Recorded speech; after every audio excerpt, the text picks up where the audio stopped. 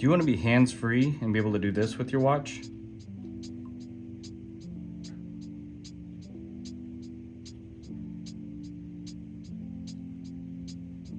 Let me show you how. All right, so if you want to set this up, we just click on our crown, go to settings, scroll down to accessibility, click on that. Then we're going to scroll about halfway down until we see assistive touch. We're going to click on that and it's going to be off. We're going to turn it on. All right, now we're at the watch face. So from here, we just clench our fist twice.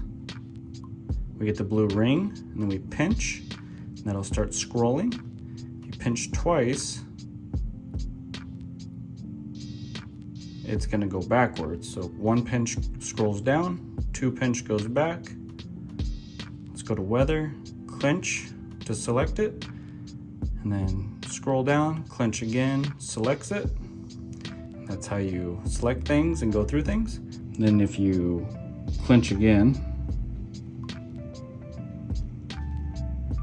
it brings up all these crown options here. So if you press crown, it goes back to your main watch face. If we go here, it goes into systems, control center, press the side button, your dock, your apps. So if you want to, you just clench to go into it.